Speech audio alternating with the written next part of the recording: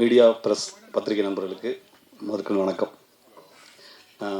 இது எங்கள் குடும்பத்தை பற்றி பேசுவதை கொஞ்சம் விழுக்காடு கம்மியாக உங்களுக்கு நன்றி சொல்கிற இதாக நான் பயன்படுத்திக்கிறேன். ஏன்னா இடையில ஃபோன் பண்ணும்போது கூட இந்த லவ் மேரேஜ் வந்துருச்சு. நான் ஊருக்கு ஃபோன் பண்ணேன் எங்கள் சித்தப்பாவுக்கு, இந்த மாதிரி லவ் மேரேஜ்னு படம் வந்திருக்கு அப்படின்னு. அவருக்கு 3 பொம்பளை பிள்ளை. அவனே லவ் மேரேஜா, ஆல்ரெடி மூத்த வேறு லவ் பண்ணிகிட்ருக்கேன், அந்த நேரத்தில் இந்த படத்துக்கு கூட்டி போகலாமா வேணாமா அப்படின்னு ஒரு யோசனையில் இருந்தார். இல்லை கூட்டி போங்க, கண்டிப்பாக காப்பாற்றுவோம் படம்னு. அப்புறம் போயிட்டு படம் பார்த்துட்டு ஃபோன் அடித்தார். தம்பி பிரமாதமான படம்டா அப்படின்னாரு. அப்படி எங்கள் சித்தப்பா, பெரியப்பா, எங்கள் மாமா, என்னுடைய சொந்தங்களுக்கு முதல்ல நடித்த படங்களை சொல்கிறதுக்கு வந்து ரொம்ப கௌரவமாக அந்த படத்தை சொன்னேன். அந்த கௌரவத்தை உருவாக்கிய படைப்பை கொடுத்த சண்முக பிரியனுக்கு ரொம்ப நன்றி. ஏன்னா சில பழக்கத்தை நம்ம சொல்ல முடியாது, ஃபோன் பண்ணி சொல்ல மாட்டோம். அதான் குடும்பத்தோடு போய் படம் பாருங்கன்னு நான் ரொம்ப நாள் கழித்து நான் சொன்னேன். அதுதான் இந்த படத்துடைய வெற்றியாக நினைக்கிறேன்.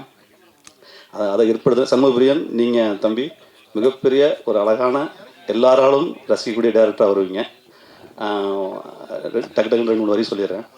அடுத்து சான்றோடன் அவர் மியூசிக் 2-3 தடவை நிறையா தடவை படம் பார்க்க ஃபஸ்ட்டு வந்து ஒரு கதையாக பார்ப்போம், அடுத்து வந்து ஒரு மேக்கிங்காக பார்ப்போம், அடுத்து கேமரா பார்ப்போம், அடுத்து அப்படியே மெல்ல பார்க்கும்போது மியூசிக் சம்மந்தமாக அவர் பண்ணியிருக்கிற அந்த மேஜிக் வந்து பயங்கரமாக இருந்துச்சு.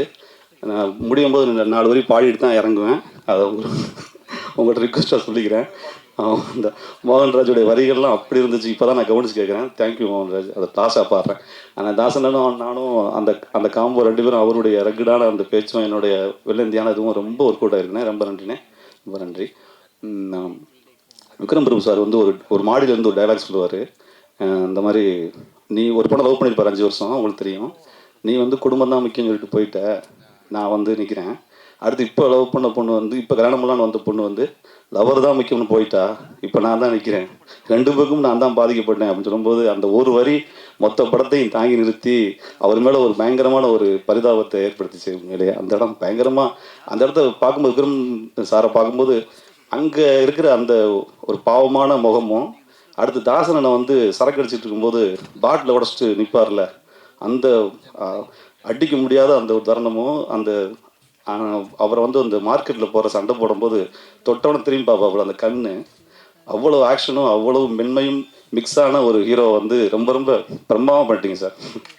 எனக்கு ஒரே படத்தில் அப்புறம் கடைசியாக கூட தாசன்கிட்ட பஸ்ஸை விட்டு இறங்கி நான் அந்த பொண்ணை ராதாவை கல்யாணம் பண்ணிக்க போகிறேன் அப்படின்னோடனே, அப்போ மறுபடியும் தாசன் பழைய மாதிரி ஆரம்பிப்பாப்புல, யோ அப்படின்பாப்புல, யோ அப்படின்னா டக்குன்னு மாமா புரிஞ்சுக்குங்க மாமா அப்படின்றாரு.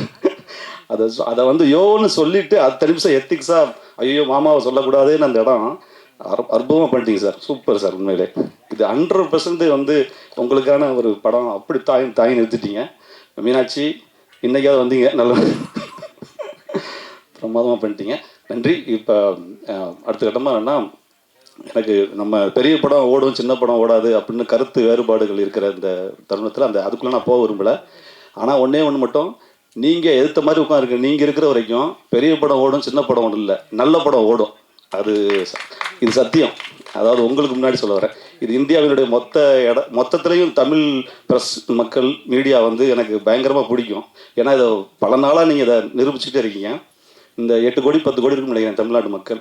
அந்த 8 கோடியும் இந்த ஒரு 200 பேராக உட்காந்துருக்கீங்கன்னு நான் நினைக்கிறேன். அதுதான் உண்மை. இங்கே உட்காந்துருக்கிறது வந்து தமிழ்நாடு மக்கள். இந்த தமிழ்நாடு மக்கள் நல்ல படத்தை என்றைக்குமே கைவிட மாட்டாங்க. ஒரு டாக்டர் மாதிரி தான் நீங்கள். அதாவது சில நேரங்களில் டாக்டர் வந்து பேஷண்ட் வரும்போது கொஞ்சம் கோவப்படுவாங்க, ஊசி போட்டால் வலிக்கும், மாத்திரை கொடுத்தா கொஞ்சம் கசப்பாக தான் இருக்கும். ஆனால் அந்த டாக்டர் வந்து நம்ம நல்லா இருக்கிறதுக்காக தான் செய்கிறாங்க, நீங்கள் நல்லா இருக்கிறது தான் செய்வீங்க. அதனால் நீங்கள் போடுற ஊசியோ மாத்திரையோ என்றைக்குமே எங்களை வலிக்காது, எங்களை காப்பாற்ற தான் செய்யணும்னு சொல்லிட்டு உங்களை ரொம்ப நன்றி தெரிவிச்சுக்கிறேன்.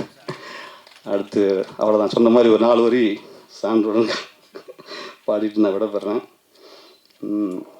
அந்த வரி எனக்கு அப்படி உள்ளுக்குள்ளே அப்படி இறங்குச்சு, அதுக்காக நான் பாடிடுறேன். நினப்பெல்லாம் தடுமாறுறேன், திசையெல்லாம் உன தேடுறேன், வழி மேலே வெளி போடுறேன், மொழியெல்லாம் எசப்பாடுறேன். நன்றி நண்பா, நன்றி.